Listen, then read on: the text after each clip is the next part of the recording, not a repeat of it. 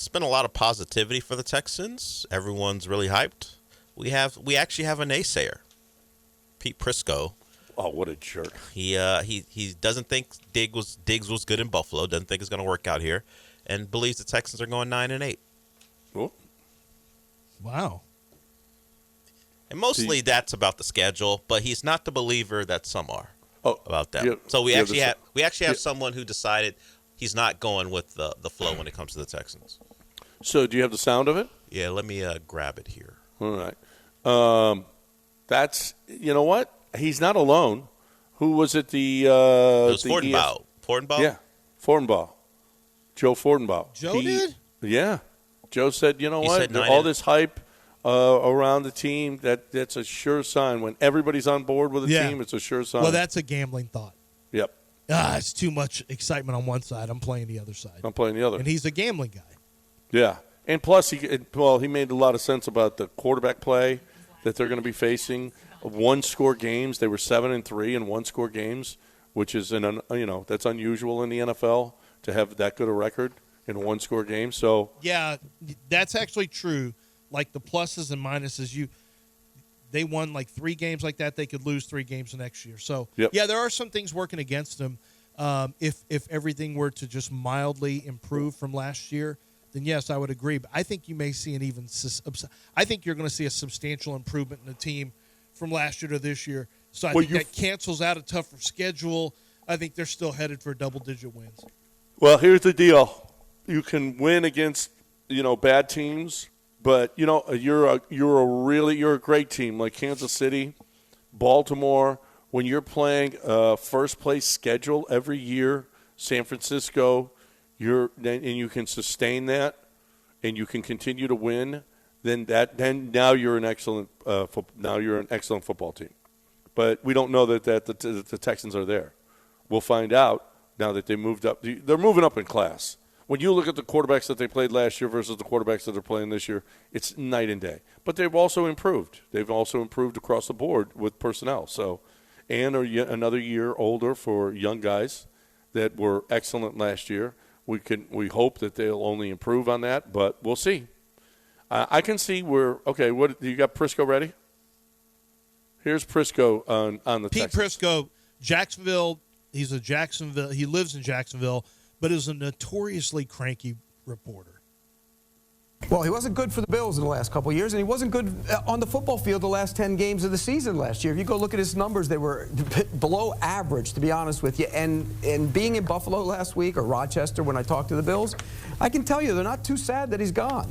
And, look, he's going on a one-year deal, so he's probably going to be on his best behavior with the Texans and try and get a long-term contract. He turns 31 in November.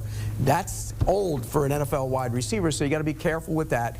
I just don't know how this team's going to handle being the hunted. Last year they surprised a lot of people. And C.J. Stroud's, if he has the same type of season he had last year, he's on his way to being truly special.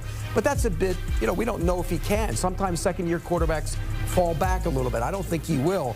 But I think this schedule is brutal this year. You play the first-place schedule. You play a tough division. I just think it's going to be tough to navigate.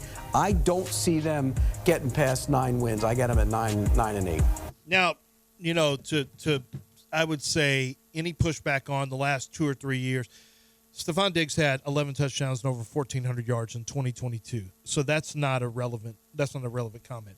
However, John, Stefon Diggs had over 100 yards receiving in 5 of his first 6 games last year and 0 100-yard games after that.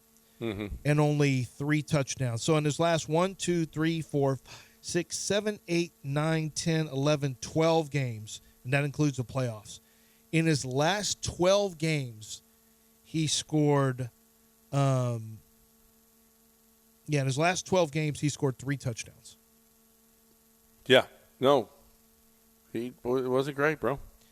No, and he once again during that time frame, or in his last 11 games, he did not have 12. Last 12 games, he did not have 100 yards receiving. In fact, he never even hit 90 yards receiving in any of those. So his yards per reception went way down. So there are some there are some valid points that Pete Prisco make, and it's one of the reasons why the Texans couldn't give him a long-term deal up front.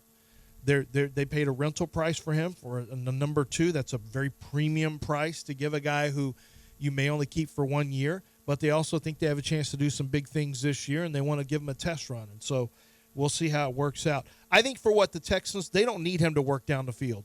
Gabe Davis was his work down the field guy, but he was a limited wide receiver.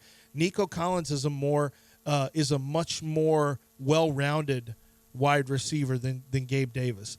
They did not have a slot receiver. Shakur, I'm trying to remember Khalil Shakur was one of the slot receivers. They had a couple slot receivers. Tank Dell's completely different than those guys. He's electric. So you really aren't asking all that much from Stefon Diggs other than, hey, just get open and catch. When he throws the ball to you, when CJ throws the ball, and by the way, it's going to be an accurate throw, when he throws it, just catch it. That's all you have to do. I don't think. I think this is less is being asked of him, and hopefully he gets into this as a team guy, because I think we're looking at a 1,200-yard receiving year for him, and I think probably in the neighborhood from a catch standpoint of high 80s, low 90 catch total for him, and with over 1,200 yards receiving, and I could see him scoring 9 touchdowns. I think Nico's touchdowns may be down a little bit, because once it gets inside the 15-yard line, that's going to be Tank and Stefon Diggs territory. Well, yeah, and you throw in a Dalton Schultz, and you throw in Joe Mixon touchdowns too. Yeah, I think so. I think Nico could be hurt from a touchdown standpoint. Now, that's typical of this kind of offense. This kind of offense, you score your touchdowns on explosive plays. So if you are, that's why Andre Johnson never hit double digits in this kind of offense. That's why Tank might be the pick. Yeah, Tank is going to get some. I don't think he'll have the yards and catches that the other two guys have, but his touchdown count, I think, could rival Nico Collins.